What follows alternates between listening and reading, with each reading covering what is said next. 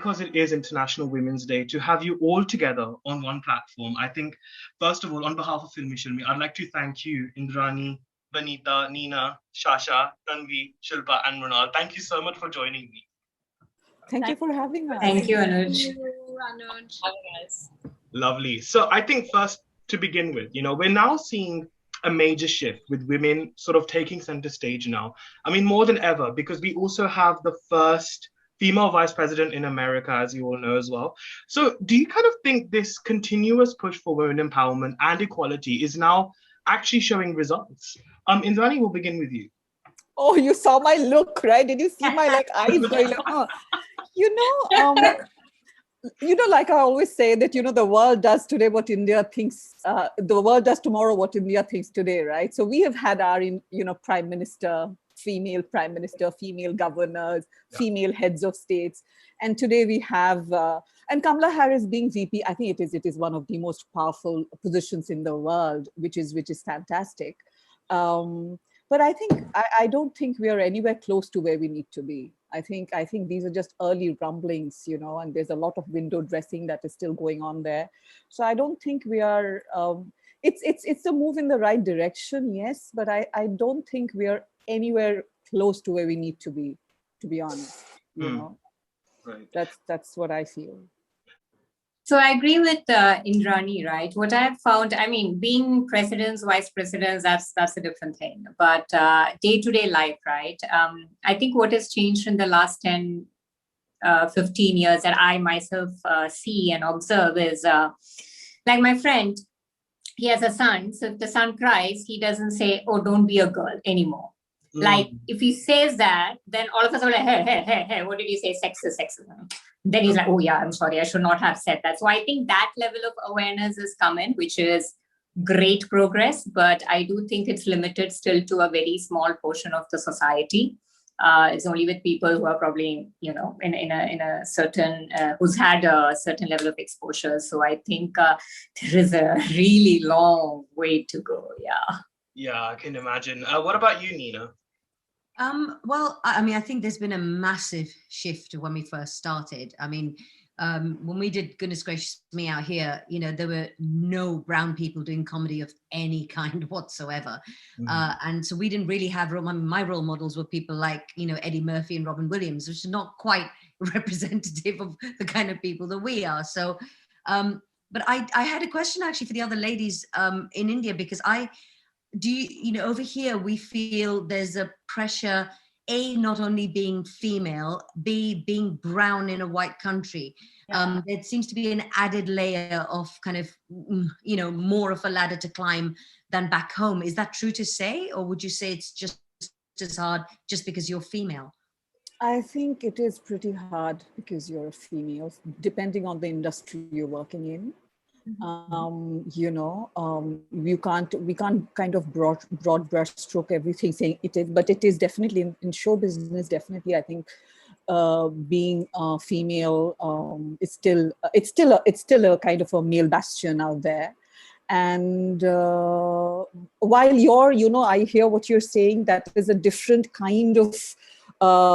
That's a different paradigm that what you have to, there's a whole color thing and all of that. But what we face here in the larger picture, I think the gender challenge exists very much, especially in the show business, for sure. Just drawing upon that, I completely agree with Indrani. Like, having worked in India and the UK, I completely get where Nina's coming from, is in like the color of my skin is a problem in the UK, and I do face hindrances because of that. But in India, I do feel like being a woman, although the color aspect is taken away and I'm relieved of that, so in that way I feel more included in society there. Being a woman, the problems of that is heightened in India. I've always felt that when I work there. I feel like it's more a problem being a woman there than it is in the UK. Yeah, I felt that with Namastey London. That was my one and only Bollywood film, and I just... although the crew and the cast were lovely, I found, generally speaking, sometimes if a question was asked by a director, it would be asked to a man, not to me, even though it was directed at me. I found that really confusing. And I remember going, so if you want me to do something, can you just tell me, please? I don't understand. Right. As a producer that started about 10, 12 years ago, I felt that there was such less number of women doing a hardcore perceived male job, that I feel like it's such a long way down, because at the end of the day, you're still trying to prove to them that you're not here because you know somebody, or you look like a certain way, or you're with somebody. You know what I mean? It's you're still needing to prove yourself every step of the way, especially in a department which is producing. So yeah. I think there is something else that I'd like to add to that, which is that I think a lot of times people, there's always this parameter on which you're being judged consistently. It's not just about being a woman or just about being a man. It's also about how you look as a woman and how you look as a dude. And the thing is that based on that, you'll be taken. And being a musician, this is something that I've come across a lot of times. There's some incredible artists out there who I tremendously look up to, but just because they may not suit the norms or the parameters of being good looking enough to be, say, a host on a reality show or a judge for a reality show, they're deprived of those, and we are deprived of listening to their inputs and listening to what their expertise in that field is. So I think even when it comes down to how it is in terms of gender, I think even within that there are so many intricacies and there are so many knots that we've just not been able to kind of detangle. I'd like to get Mrunal's perspective on this as well, because Mrunal, you've kind of entered the industry at a very unique time when I guess there's more onus on fresh talents and fresh narratives sort of evolving, right? So, I mean, I guess going back to my original question about whether there's been a sort of change since females are taking center stage now, what do you think about that? Anuj, I really have to thank my audience, first of all, because their approach is, there's a revolution in the industry. If you see, there are more female-centric stories that people, the audience and the audience want to watch.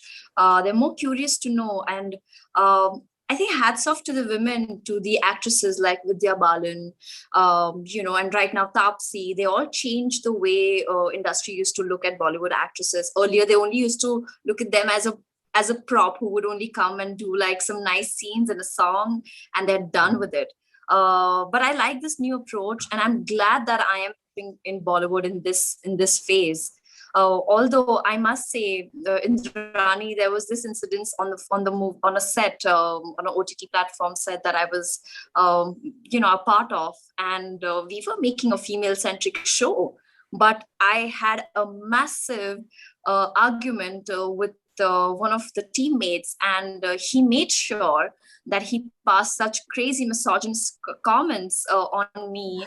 And I just felt like really sad about the fact that the show that you're making is a women-centric show, but it's such a shame that your mindset is still functioning. You're still so backward and still so old school. But on the whole, I want to say one thing is that nothing can stop us. So absolutely. Absolutely. No, I think that's so very well said. And I think it's really shocking that such incidents still happen, because it kind of just defeats the purpose. It is pretty rampant.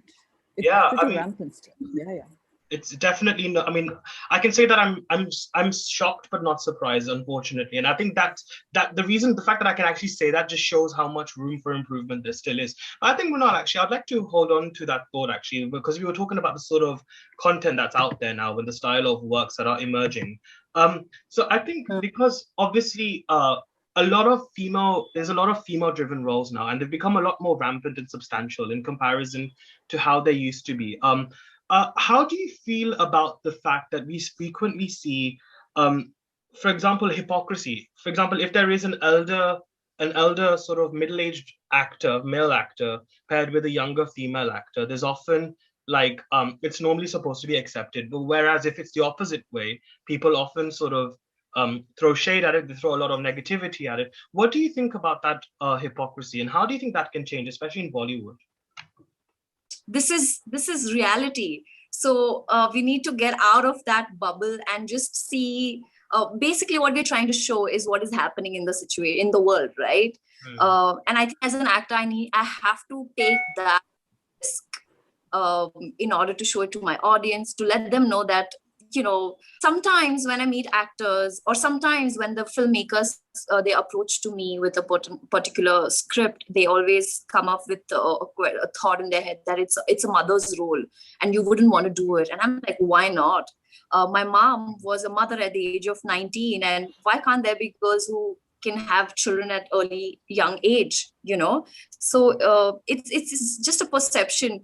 Actors have this, I think I have, it's a power that I have, and through my voice I can educate many people and inspire many people. We can have more stories, Anuj, and I'm sure that people are they're quite alert. I have not faced that personally, so I can't answer.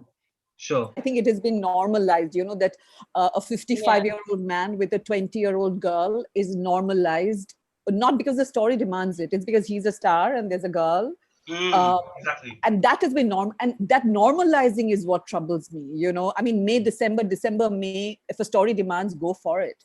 But a story demands a 32-year-old guy, but when a 55-year-old guy who does not look that young actually is playing that yuppie character, it is creepy.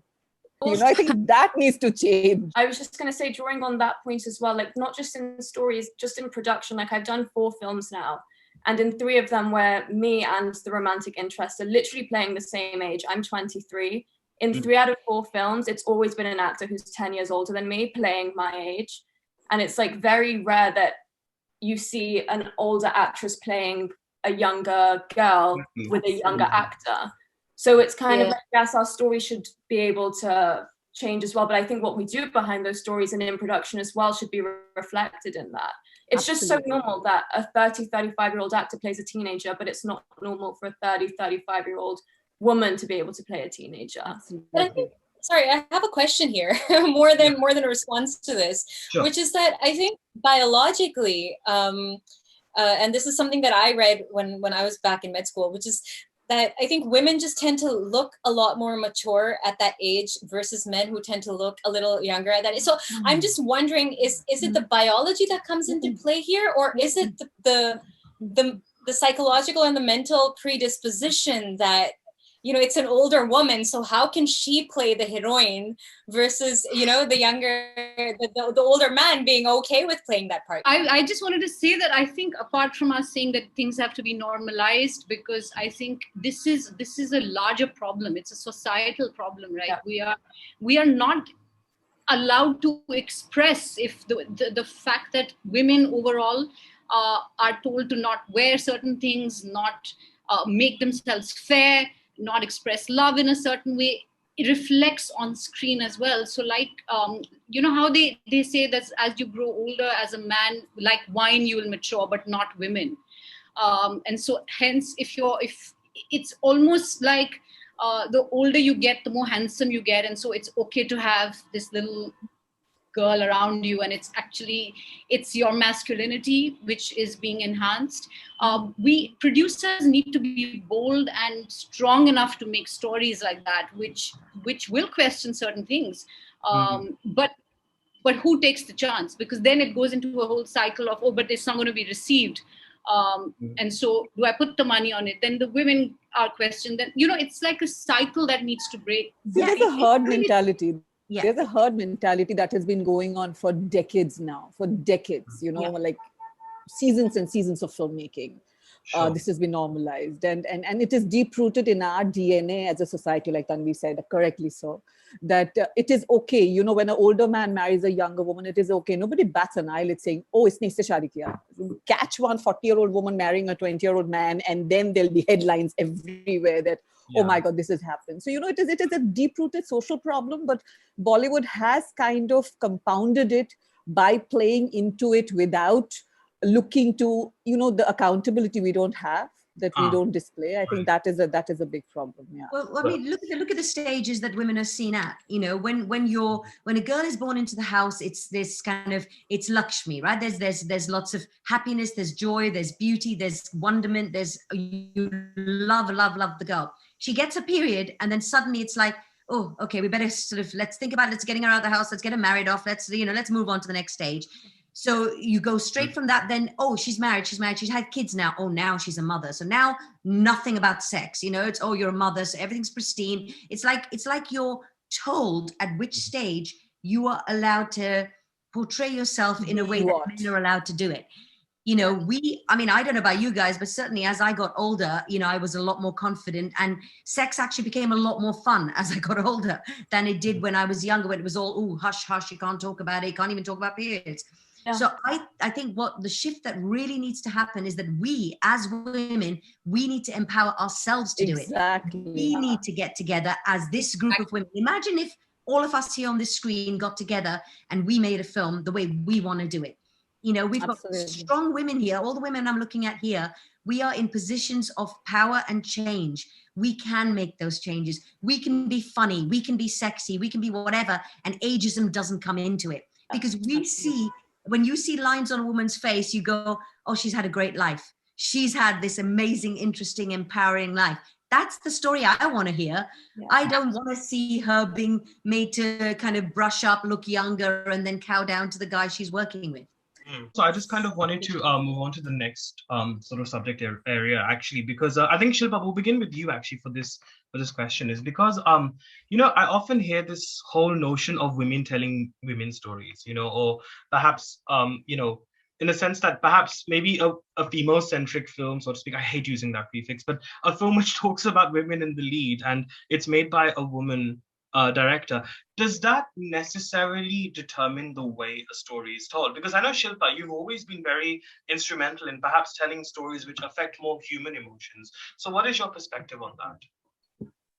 So I've never made a film thinking it's female-centric, or, that's never been the objective for me personally. I basically just write films and direct films that makes me feel something, like what you said, human emotions, right? I have to feel it. I have to enjoy it myself, and have to love what I'm doing.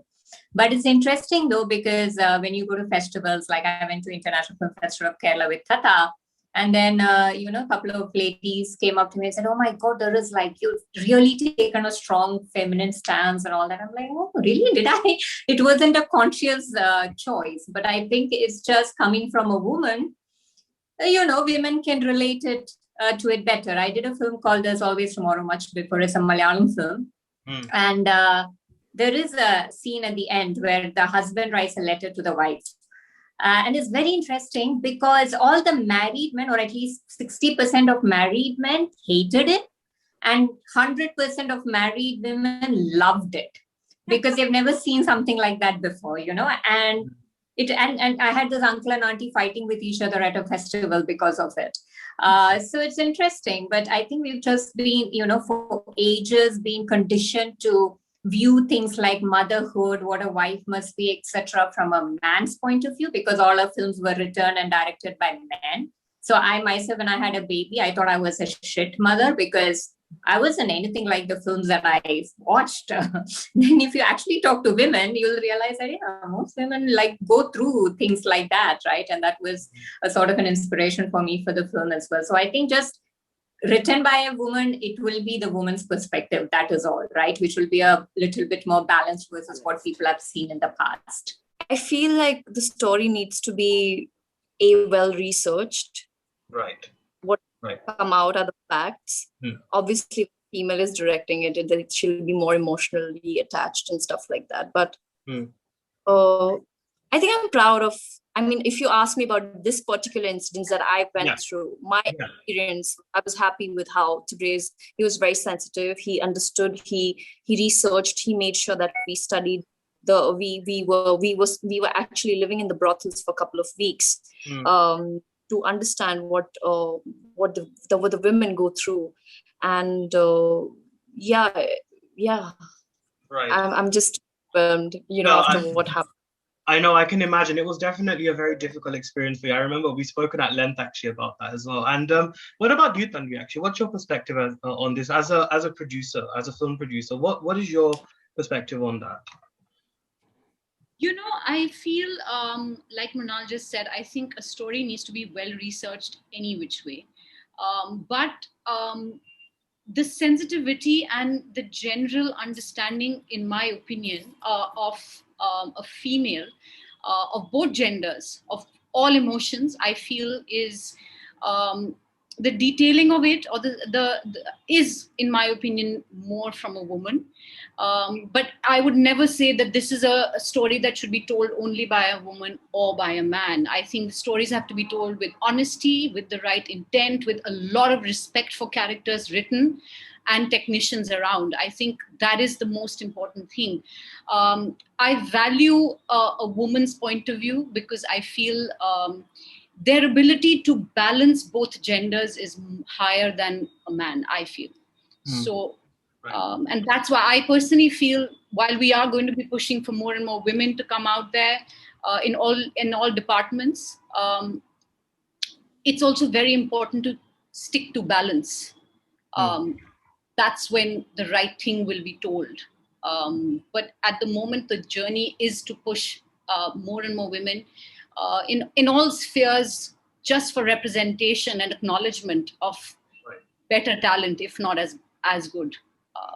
So yeah, but no, definitely. I think that's very well answered, I think, by both of you, actually. And I think, actually, I wanted to bring Shashaa into the conversation here as well. I mean, you've obviously trained in classical music and sung in over 13 languages with 200 songs to your credit.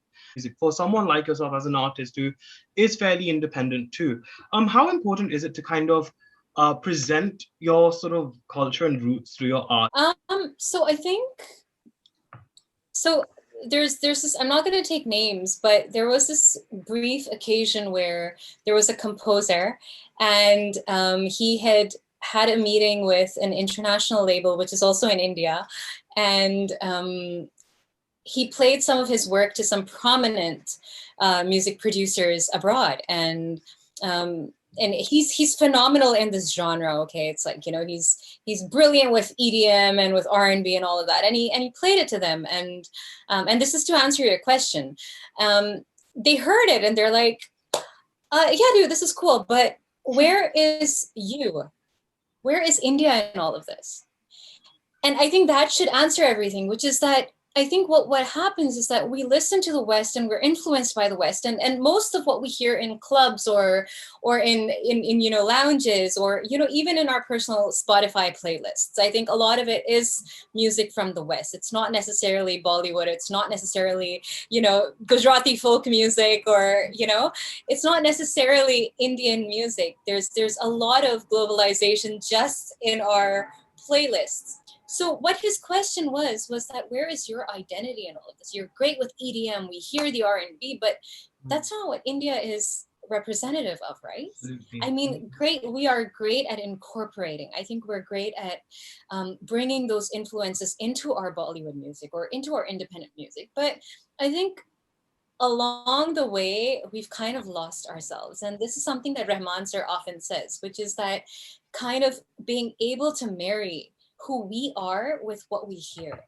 And I think it's such a beautiful thought, because I just feel that in order to ape the West, or in order to, you know, even be accepted by them, I think we tend to forget what we were made up of and what our fabric was. And I try and bring that into what I create. And so, you know, that's a major part of music that I create independently, even if that may not, like when I sang in OK there was a song called Sun Bhavra, which not a lot of people heard, but that was all about Indian music. That was all about what, you know, our pardadas and you know, what they would kind of hum when you know, jab sawan aata tha, or, you know, when there was a particular time of the year where you would identify with those emotions. And when Rahman sir kind of incorporates that with, say, a Western orchestral piece, that is where you kind of feel that, okay, we've got a part of ourselves involved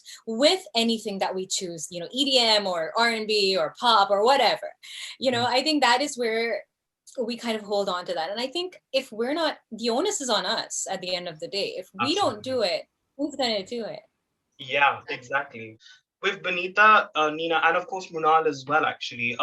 You know, you all three of you have actually been quite great representations that we've had, not only in India but also abroad as well. I mean, obviously, Mrunal had a crossover cinema, which was which was Love Sonia, which was obviously like a Hollywoodish project meets kind of with a lot of Indian actors from our country. And then we also had Banita, who's worked in Pandora in October, and then Nina, of course, who's done EastEnders, and very Goodness Gracious Me, which was a massive sitcom back in the day. It's taken us a while for us to cross over to the mainstream. I mean, how do you feel about the style of South Asian characters emerging in the West? I mean, how much of a long battle do you think we have in terms of till we get like equal opportunities as perhaps white actors? I think, Nina, we'll start with you.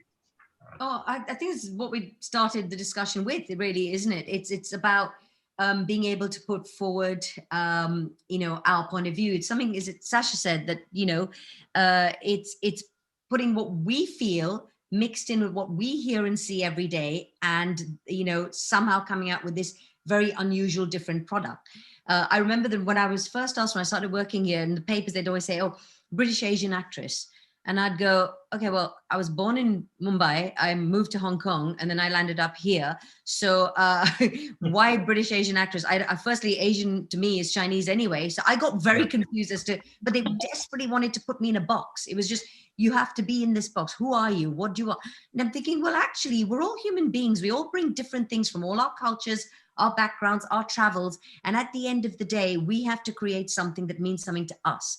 And that's where Goodness Gracious Me was born. It was born because we wanted to show our experience as immigrants in this country, and we wanted to get a message across to, the British audience to say, listen, this is our experience here. We're not ramming a message down your throat. We're going to do it with a sense of humor so you get what we're trying to do. And that's where, our famous little sketch about going for an English came about. Because at the end of the day, British people here, they go out for an Indian on a Friday night. Yeah. And then all the jokes that came out about that, about not being able to pronounce, Kushant or whatever. And they just go, what's your name again? Kushi? Cool what? We turned it on its head and we went out for an English and said, what's your name to the waiter? He said, James. And we went, Jamas? Jamas? How do you say that? The idea was that we wanted to show our experience and we wanted to do it with a sense of humor because believe me, comedy is a universal language. It can get your message across in such a fabulous way that you kind of go, people go, oh, because I thought Goodness Gracious Me might stress people out watching it here, but the British people took it under their wing and it took off in a completely different direction. And so to kind of go back to the original thing, that kind of humor has been around for years. There's a lovely actress here who's now probably in her late 70s, early 80s called Jamila Massi.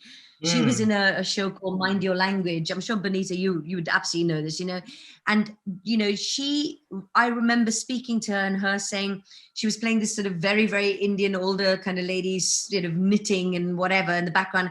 She'd come out with these absolute one-liners that were brilliant. But after that, they didn't really need her for any other job. It was, okay, you've done your job as the Indian girl that we needed. Now let's move on. And that's what we're fighting. That's where we're at now. We're like, okay, we've done the Indian bit you wanted us to do. How about you now let us do what's reality, what's actually happening with women who have so much more to offer than just being Indian. I think drawing on that as well, like Nina's completely right. I think we get boxed a lot. And I remember when I signed my agent in the UK, I made it very clear I actually wanted to stay away from the Indian roles in the West, because I was like, once you play that Indian girl, like best believe you're going to be boxed in that role for God knows how long. And the industry has improved by a tenfold. The amount of opportunities I'm getting now in the West, it's clear that especially the US more than the UK, I feel really, really want diversity. But where I think our challenges lay is that yes, getting us on screen is great, but it's what goes on behind those scenes, and it's the writing that's the most important. And I don't feel like we have enough South Asian writers like Nina or production or directors, and having that behind would make our roles on screen more authentic and fundamental rather than something that's ornamental. And that's something which I've tried to fight in my career in the West, which is why, for example, with Pandora, they were auditioning everyone, white people, black people, brown people. And I got the role, not because I was Indian, not because my character was Indian, but because I guess, auditioned the best, and that's what the producers liked. that's what I think we're striving for. Anuj, like, I don't know how long will it take for me to reach to the international, crack more roles out there. Because in India itself, when I was earlier addressed, I was always addressed as Indian television actress. Yeah, I remember that. I felt like, oh my God, I'm just an actor. The only thing that stays common is the camera and me. It doesn't really matter if I'm working for OTT, if I'm working for television, if I'm working for films. I'm an actor after all, right? So there was this stereotype in India, which I don't know if it exists in the UK and other countries as well.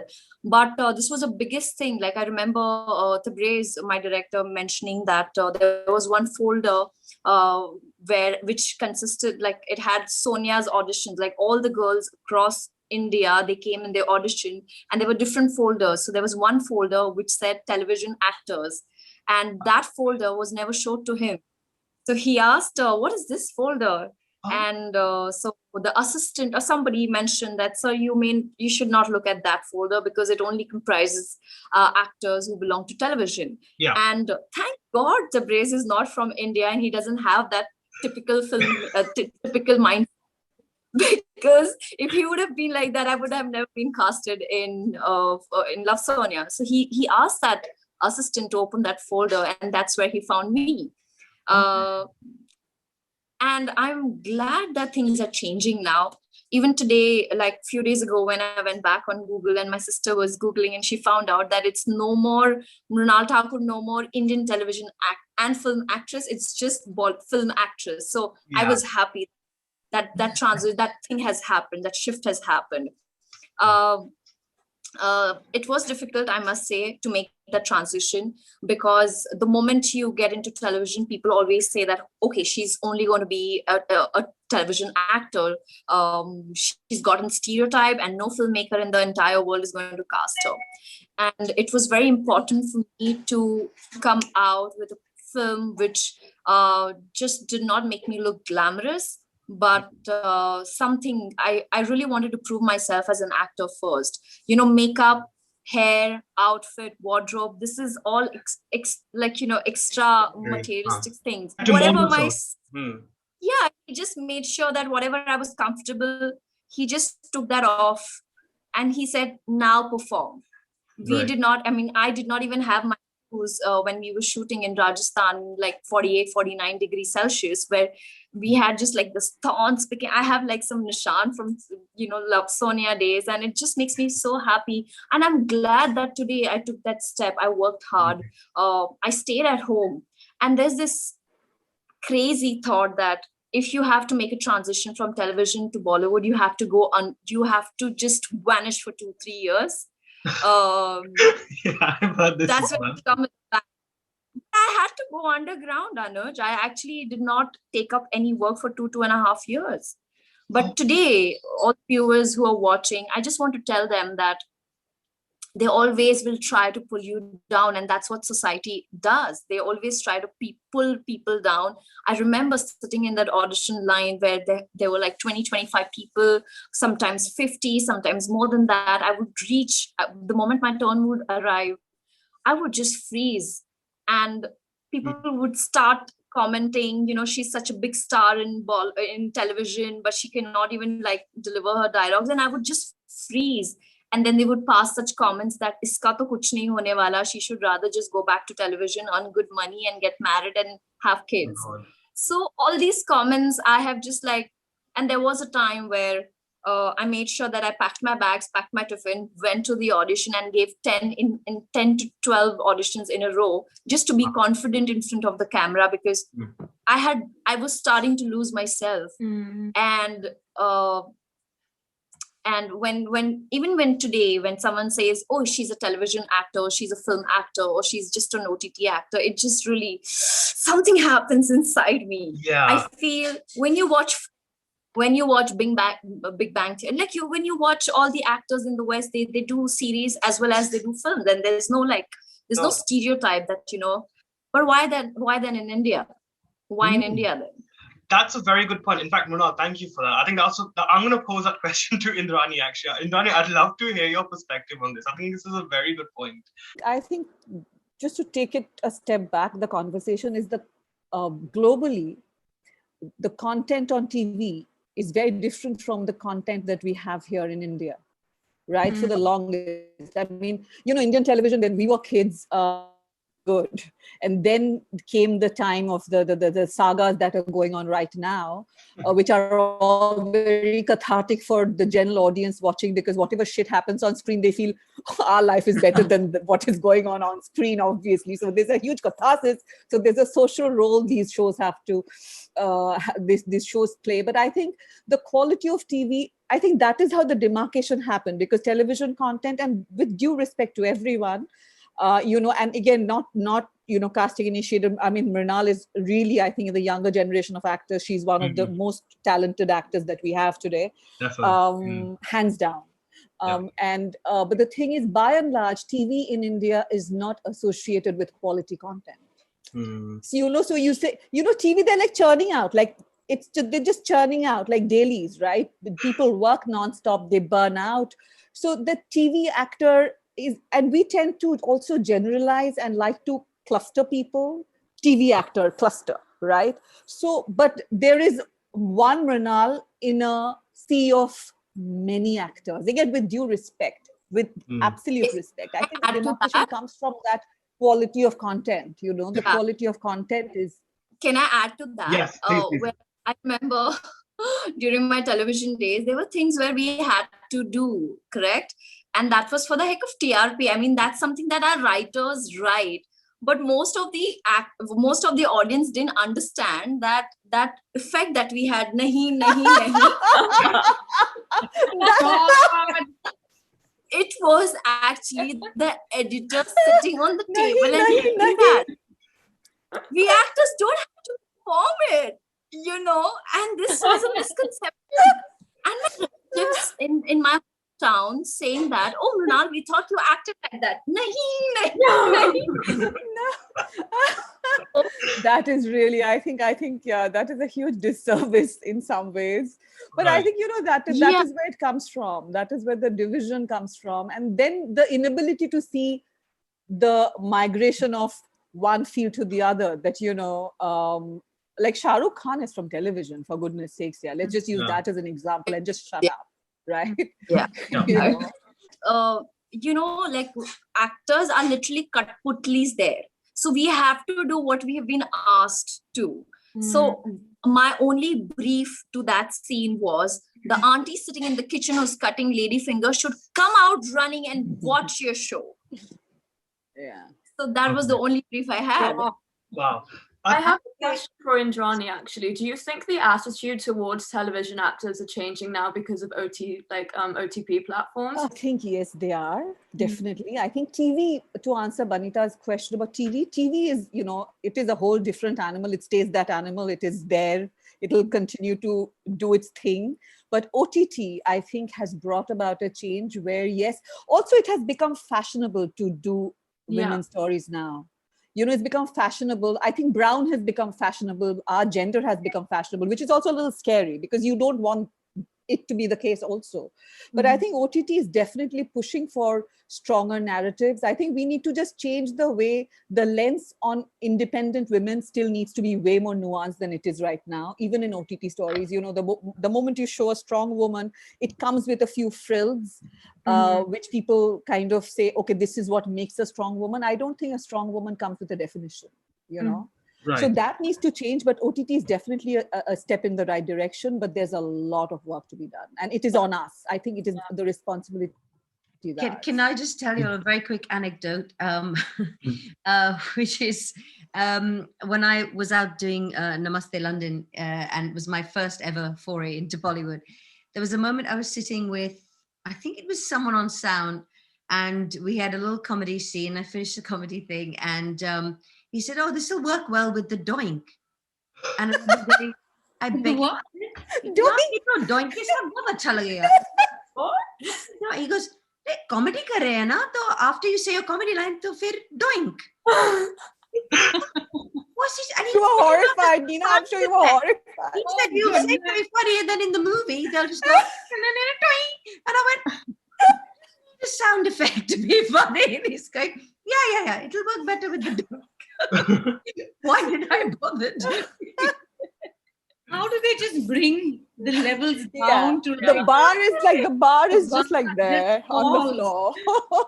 I just love that Doink. moment. I thought, why is the doink? Oh gosh, to be honest, anything that lends an opportunity for us to put forward real stories about real women where we are in control. And look, don't get me wrong, this is not to say that there are not brilliant male writers and directors out there. I think there are some incredible writers, and I think it should always come down to the talent. And it shouldn't come down to sexism as to whether you're male or female or, you know, whatever, androgynous. It doesn't matter. The point is, if we can get real stories out there of stuff that means something to us, that's what I would love, genuinely. And I think we're all on the same page here. And like I said again, if we guys, whoever's on this screen right now, if we get together, we write something, I think we could absolutely change the world, and I'm all for it. What do you reckon, girls? I think it's a very good idea. Let's do this. Yes. I think the time is right. We got directors, we got actors, we got songstress.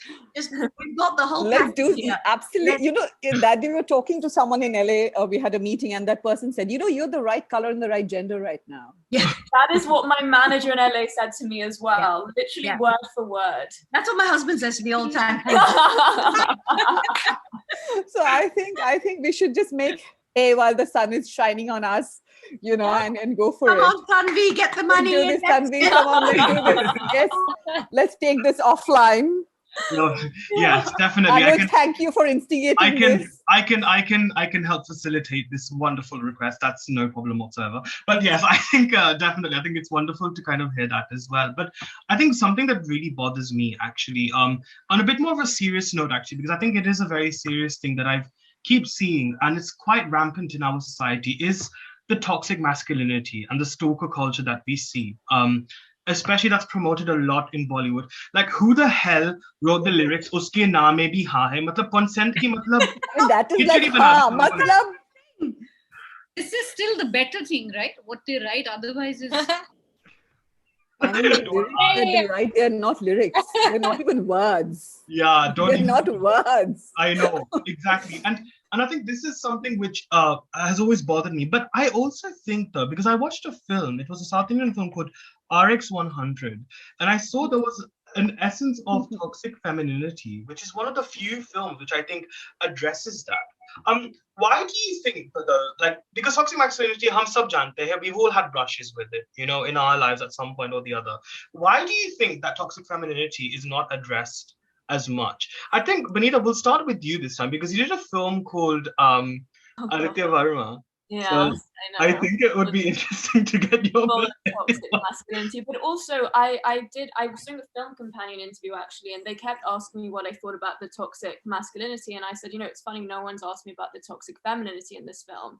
The fact that my character allows herself to be treated, and she also hits him, and she's quite toxic as well, and it's a very toxic relationship. And just, you know, I guess drawing an anecdote from that film in particular, I would just say, you know, there's a fine line between presenting a story and glorifying it. And I think one thing I really tried with Aditya Varma is to make sure that we weren't glorifying that relationship. You know, if you look at something like The Joker, incredible film, incredible performance, but they never glorified the Joker. They were presenting a humanized version of a toxic person, and humans are flawed. And in Aditya Varma, it's a very flawed relationship. So in press, I kept drilling, this is toxic, she is toxic, he is toxic. That's what we're presenting. We're not trying to glorify it. And I think the way we can combat it is the way in which we treat the material. At the end of the day, toxic masculinity and femininity both exist, and you can't just get rid of it on screen and think that's going to fix the problem. It's the way in which we present those stories. And I think, not to do with gender, but a great example of using film to challenge a culturally complex system like capitalism and misogyny is like Parasite. The way that they presented a capitalist society and the way in which the film interrogated how exploitative the nature of capitalism is, I thought was incredible to watch. And that's something we should be doing with gender as well, rather than just saying like, oh, well, we can't show it because it's going to influence. We should be critiquing it through our art. And I think that's a really good way that we could approach it, I would hope. I think so nowadays Bollywood for me is more leaning towards singles, and I think, because to be very honest, I'm not hearing too many women singing Bollywood songs, and which is why I think us being represented as female singers in the circuit of Bollywood, it just seems very rare, to say the least. So I think for most of us, what's happening is that we're inclining more towards a singles side, and I think what's happening, and I do have my grudges against this, which is that we are allowing ourselves to be seen that way. I think the fact that we are okay with it is not okay. The fact that we're okay with being depicted a certain way, and we're okay with being carried off by the guy, and we're okay with, being dressed a certain way, and him hitting on us, and him telling us that our contacts look great. I think that is the point where we need to say no. I mean, blue eyes hypnotize teri kar diya mainu. What if I don't fucking have blue eyes, तो तेरे को hypnotize नहीं करेंगी. There's a song like that. And I was raised in Canada, right? Like raised in Vancouver. But the thing is that I've traveled a lot, and I'm a solo backpacker as well. And this is something that I've seen every time I've gone to Europe. I won't see it when I backpack through North America, but whenever I go to Europe, I'll always have white people coming up to me and telling me that, hey, you're so naturally beautiful. But then when I go to the Americas, I'll see women so done up to different proportions altogether. And these are little things that kind of make me feel that maybe that's what these songs kind of center themselves around. That, when us brown-skinned women, we go to North America, we put on those blue-eyed contacts, then we'll hypnotize karte hain. But then when we go to Europe, they don't write songs like that in Europe, do they? No, they don't. So I think, like the larger picture of it, jokes aside, is the fact that I think we need to be very comfortable in our brown eyes and in our black eyes. B, we need to be more verbal about these things. We need to be more vocal about these things and say that, hey, I'm not comfortable wearing contacts. And this is just in light of that one song. Now, if we extend this, holistically, it's just that we need men to realize that it's not about how we look.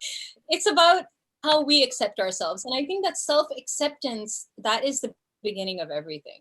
I think the moment we're okay, and then we go and we call them out. We call everybody out who says that, hey, तेरे बाल perfect नहीं लग रहे हैं आज, या आज तूने क्या अलग लग रही है, आज काजल नहीं लगाया क्या तूने आंख में? हाँ, मतलब the moment you start calling these little things out is where the bigger things are impacted. If anyone ever says, your hair doesn't look like this, you can always say, I can brush my hair, what are you going to do about your face? And just it works really well. Exactly. Right. Exactly. You see a guy going out in shorts, usko bhi garmi lag rahi hai, mujhe bhi garmi lag rahi hai. Lekin main shorts pehen ke niklungi ghar se bahar, and there's going to be 200 people over here checking my legs out. But a guy goes out, does anybody check his legs out? Yeah. I just wanted to add to this that I think somewhere this whole cycle of feeding all of this towards the male consumption has to stop, because our music videos, our item songs in any kind of film, you need to put an item song that comes in your end credits. Why? I mean, somebody has to say no. Somebody has to take responsibility to step up and say, no, we cannot do this. We cannot objectify this any further. I mean, the 80s had it, the 90s had it, the 2000s. I mean, are we still to have the same thing? No, I'll tell you what the problem is with that. Because for every one of us that stands up and says no, there's 10 other girls waiting to go. That is the thing. That is the thing. That is something I've said in probably every interview. I completely agree. That's the thing. And it's being torn between Tanvi and Nina right now, because that's exactly what it is. Every time there's one person who's going to be like, simple si baat hai, I don't want to go and sing a scratch. There's going to be 20 girls who will be like, hum free mein ga denge na aapke liye. Forget about the scratch. I'm free mein gaenge aapke liye. I was just going to come to this, that eventually it becomes money, right? It just becomes for money, for fame, for whatever, every other value, every other thing just gets left behind. I think that is what toxic femininity is. It's the tactics used to survive misogyny. women end up internalizing that misogyny. And then there's no solidarity. It's not as simple as blaming the man and saying this is all men's fault, men versus women. It's so internalized and it's so deep within our culture and deep rooted that it's something that we ourselves have to address. Like Shashaa said, it's about self-acceptance and standing up. And it's, I mean, but you know, there's this conflict of for every woman that says no, 10 others are going to say yes. So how do we address that? There is no solidarity. There's no solidarity. Yeah. Exactly. You know, you're right in that there needs to be that. There isn't. Unfortunately, there isn't, because it's that kind of industry. It's an industry that involves ambition. It's an industry that involves greed. It's you know, it's the kind of industry where unless there is a safe haven for us as women to go to go, okay, you know what, we're going to work through this app. We're going to work through this group of women or this group thing where you feel like there's going to be fairness in it. This industry is not a fair industry. They will put you against everybody who can possibly stand in your way to get to where you want to.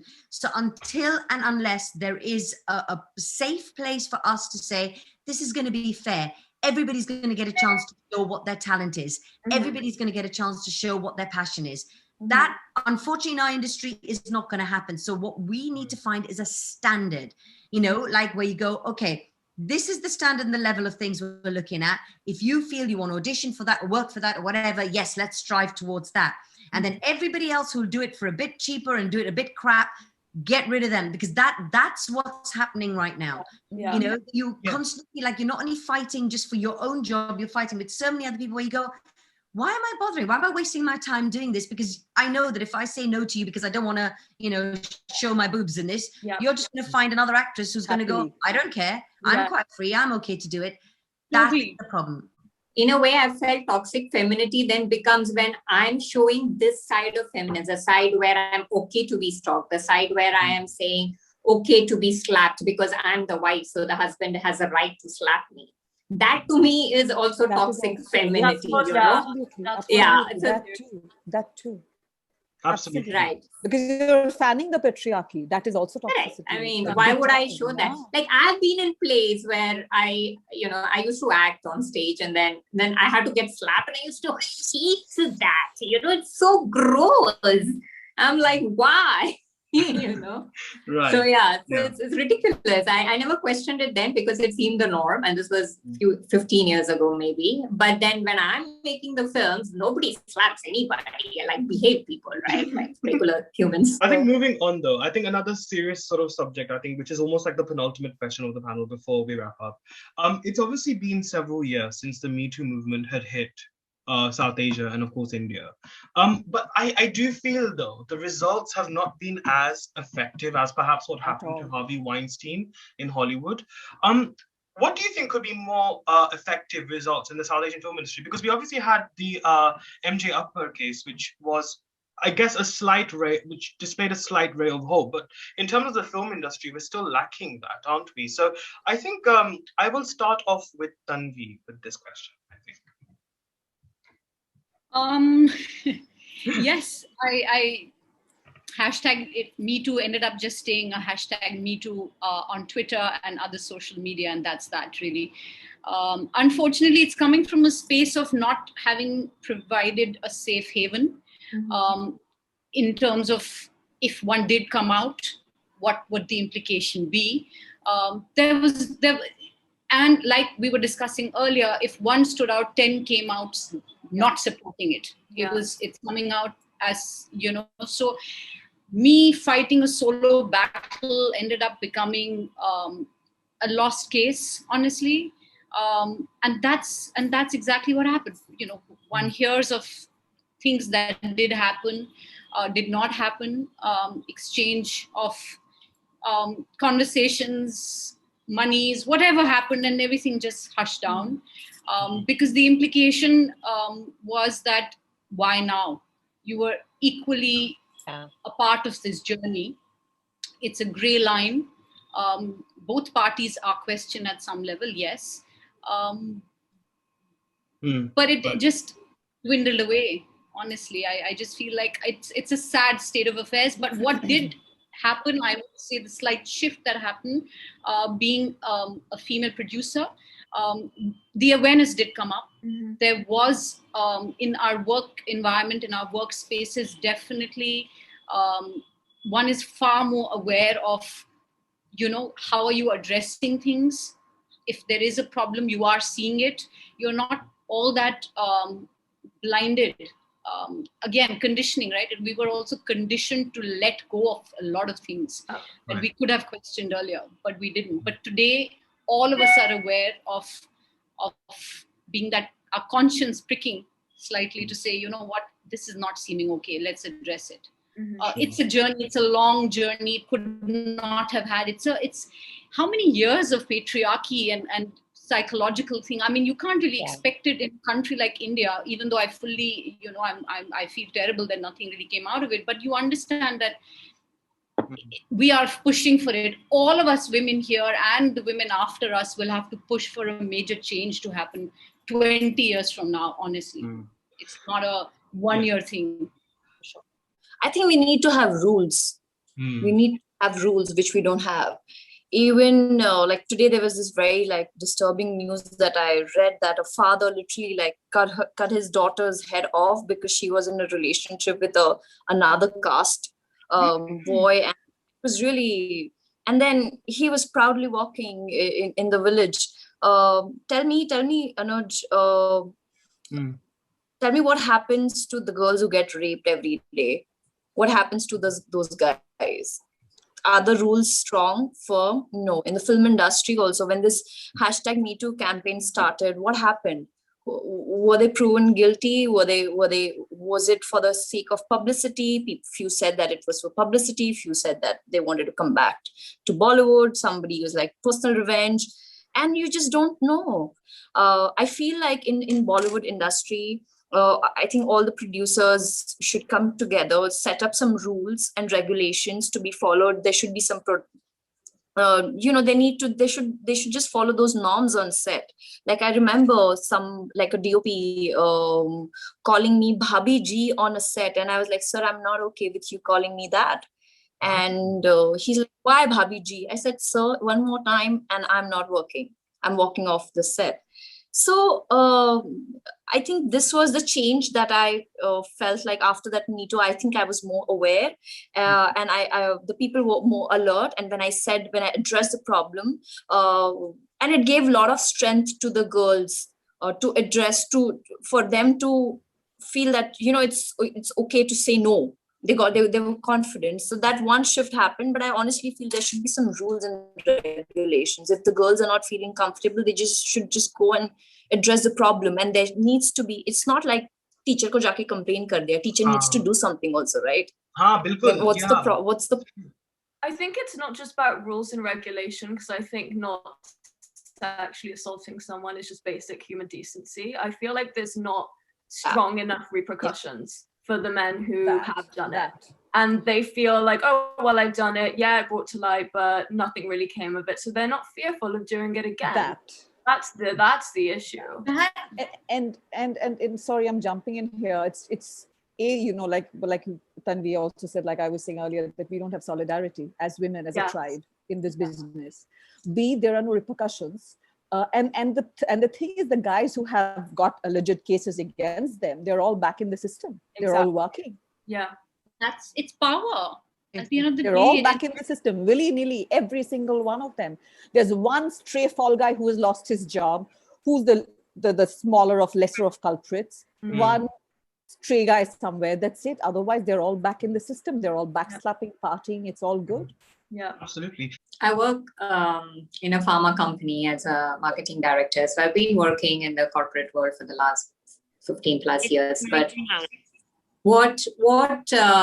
what is important, I think, is every year there are some trainings that happen, right? I mean, they're online trainings or whatever, but it's against basic things. In every single year, whether I was in my previous company or this company, there are basic things that you need to sort of go through. that training and you need to sign off on it. It's against bribery and corruption and like even abuse and, power abuse, sexual abuse, whatever it is, they actually take you through and you have to do it. And these are executives, educated people and everything, right? But you have to do it. And that, I think, sort of drills it in your head that this is taken seriously, right? The HR will take it seriously if you have a complaint. And they will say, do you know of anybody who's going through something? Please come and tell us, right? Even if it is not yourself, please feel free. These are the numbers. And this keeps coming, right? So I feel, especially there are so many big production houses these days, right? At least for those guys, for their employees, for every project that you kick off, you need to get your people to go through this, at least for what it is worth. You may not think it's much. People may still not. I'm sure it's still in the corporate world it happens. But at least there is this awareness of it that you at least is there. And if somebody wants to go up and talk, you would feel a little safer, I feel. I'd just like to add to that, but that actually has happened across all organizations, big organizations. Yeah, okay. HR and all contracts now have that as a massive clause with representatives that you can go to, which is a great thing. I think this is a small change, appreciative of it. But how much will it be? But how much will it be taken to the last? This is a change that itself. I feel like acknowledge that, because in an unorganized, system, something like this coming in, well, let's see how it goes. But there is now. Yeah, it's a small thing. Like, I was personally surprised the first time I had to do it that, they're actually taking people through this. Like, everybody from the CEO to the, medical representative have to go through that no matter what, right? You can't escape it. So I think that it establishes a system. And if 30 years of it, maybe it will make a slight change. Anuj, Yeah. I just to tell your viewers through this panel discussion is that, see, I'm an outsider, and all the girls who do not have any relatives in the industry, I just want to tell them that you will get an opportunity in this industry if you're talented. You do not have to compromise or just listen to anything that they are not okay with, because sometimes there's this perception in their head that, if they have to be a Bollywood actor, they have to do certain things. So through this platform, I just want to tell all the girls who are watching us that the only process to get into Bollywood is through auditions, screen test, look test. Right. That's it. You don't do anything apart from that. You just need to work on your craft. Anybody trying on you, doing things that you're not okay with, you have to address. And trust me, girls, that's not the last opportunity. You'll find many opportunities in future. Very well said. It's annoying that we have to tell this to the girls. We should be saying to the men, don't do it. It's like, I remember in my school, there was this whole issue with short skirts, and the deputy headmaster held an assembly for all the girls in the school. And she literally said to young girls, if your skirt is too short and you bend over, a man can rape you. Like, she said that, and the amount of parents that, complained the next day. But it's just, I hate that narrative of telling girls what to do. Girls aren't doing anything wrong. Men are doing things that are wrong. We should be telling them what. The men, they have to stop, of course, but the girls also need to understand that they should not come. I understand, under any circumstances. There's when Love Sonia released, I have to share. It was it was about 18. Only the people above 18 could watch it. And my brother, who was 16 at that point of time, he said, it's such a shame, Didi, that the students and the boys, because this happens in that age and they're so naive at that age, they get trafficked, they don't know what's happening. Yeah. Actually, this film needs to be shown to the boys so that they should not do all of this to the girls. They're hurting girls. And Banita, in that process, somewhere when I went to LA, when we were screening the film, all around the globe, we found out that it's just not the girls who go through this; it's the boys also going through this. And my heart just broke. Yeah, my heart broke when like a 4-year-old boy got raped and murdered after that. So many of the aspiring actors, girls especially, they ask me, even the boys, they ask me, is it, is this the process, Didi, that, we have to go through? Do we have to compromise with the casting director or the producer or the actor or the, and I'm like, that's not the case. You just simply have to go through this process. So this one is not for just girls, but the boys as well, that this just, you do not have to go through anything such, any kind of compromise. Just say no and walk off. Yeah. Well done. Just adding to that, that us women in our capacities as producers, directors, it begins really with our set being safe, the first thing. Yes. If we can provide that safety haven to our actors, to our technicians, to our crew members, as our teams, it will grow from there. I think it's a responsibility that we take as men and women together, because we need to provide a happy, safe, respectful place of work. And this is a profession that does, and it's not just India, it's across the world. There is glamour, there is money, there is power, there is a power play at all times, really. And so also you can't really ask somebody why somebody chooses to do this or not. That's also coming out of a personal choice. Where it gets gray is what you question when it is about power. But at the end of the day, I think we need to take that responsibility to ensure that at least our set where we work that is the least that we can do. I think it's so easy to say, let's do this, let's do that. But if we don't act upon it, there won't be any change. And being vocal is really, really important on sets I've worked on. I've shut things down by being very loud, being inappropriately kind of brushed against, and I've literally on set in front of everyone just gone, sorry, do you want to take a closer look? You want a proper grope? What do you want to do? And literally embarrassed him. I embarrassed the crap out of him instantly. So there's a big thing about being vocal, I think, but that's come from age as well. I mean, when I was younger, I would have been terrified to do it, but as you get older, you're just too old, too ugly, and you just turn around and go, don't touch me that way. I don't like, and you make it so vocal and loud. The guy did not know what to do. He didn't know what hit him because he thought I wasn't going to say anything.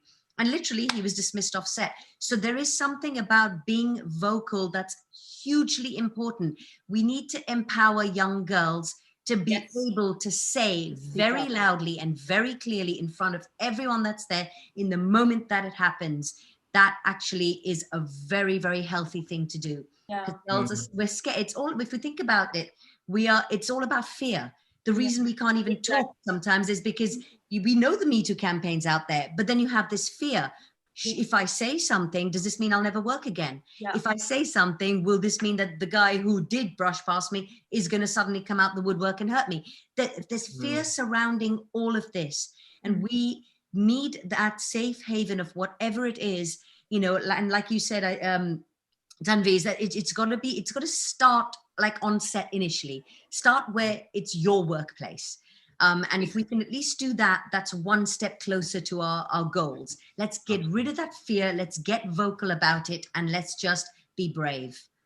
Absolutely. And I think on that note as well, I think just as a way to wrap up our talk today as well, last year we had Wonder Woman, and then we also had India's first female superhero, which was Priya's Mask, of course. I can literally see Mrunal like flexing her muscles as she kind of, as I mentioned this, and which was obviously produced by, of course, the wonderful Tanvi and Indrani. So a huge thank you actually for actually giving us that beautiful gem. So, and obviously, I also know that Marvel's Kamala Khan was also announced as well last year. So the fact that we're having like female superheroes emerging now, I think my question to all of you is, if you all had a superpower to evoke a positive change in society, what would that superpower be and why? I think the one thing that would be a superpower is to be able to take a step back and look at society with balance. Because, in our endeavor to talk about empowering women, we also try to pull down men. The thing is, your father is also a man, your grandfather is a man, and there are good men. So to make women rise up, we don't need to pull men down. I think so. If I had a superpower, that's the thing, that take a step back, make everyone have that balanced lens that, you know, we all need each other to be in society. Have a lens. There are bad women and bad men, and good women and good men. I think that narrative is very important. I think let's not make villains out of all men also at the end of the day. I think that is something that keeps happening also, which is not a good thing. I think it would be as simple and as gentle as being kind. I think people are not kind to each other. I think being compassionate and empathetic is very important, to respect each other. And I think because we're not kind, we don't respect each other. And I think that's where the core problem is. And I am a person who believes that respect, if you don't get respect, it's not negotiable to not get. And that comes down to being kind and to understand each other. And I think that's what I want everybody to have, like this ability to understand this intangible, most important quality of kindness as a great strength and superpower. Sure. You know, when you make someone laugh so much that they actually lose all ability to stand up and they're just on the floor, crumpled, just crying with just tears of joy. I wish I had that superpower. I'd like to be someone who could just disable any situation by making people laugh to the point where they just collapse into submission. That would be mine. By the way, these are really shit superpowers for Marvel. Okay. I think you already have it. Anyway, I think it has just been such a pleasure to meet you here, Nina, really. Oh, You do have it, by the way. Same here. Yeah. Shilpa, what about you? I think maybe the ability to realize and recognize that I have what I need, so that I don't have to keep going after what I want. Wow. So taking away greed, I guess. That's a good one. That's a good one. Oh gosh, how do I follow that answer? Socho. I feel like, forget a superpower. I think not just me. I think if you just give women more power in society, you'll see how the world will flourish. I think it's as simple as that. Like just look at the pandemic, for example. It was the female-led countries that actually did the best. Yeah. So I think that is something which I would like to change in the world. Wonderful. And last but not the least, our very own Priya, Mrunal. Well, I would love to be Priya. So, but Anuj, when I was growing up, I was really fond of this show called Shaktiman. Yes, I remember. And I wish I could be Shaktiman and just reach where people need my help, spread love, because what is missing is love. And there's so much hate inside, and I just want to sit down with them and just talk, and sometimes give them confidence that just be the voice of the voiceless. Right, absolutely. And I think, honestly, you all are just superheroes in your own right. And I think, I know Sasha has had to leave because of network issues, but I think, honestly, International Women's Day is a very special day because it's all about celebrating womanhood. And I think having you all for this Women in Film talk, I think has been absolutely, absolutely amazing. So Indrani, Banita, Nina, Tanvi, Shashaa, Mrunal, Shilpa, thank you so much for joining me for this conversation today. Thank you, Anuj. Thank you for having us. It was So nice great. to meet you all. Yeah, nice to meet you all. We'll work together again. Absolutely. Yes, absolutely we will. That's a pact.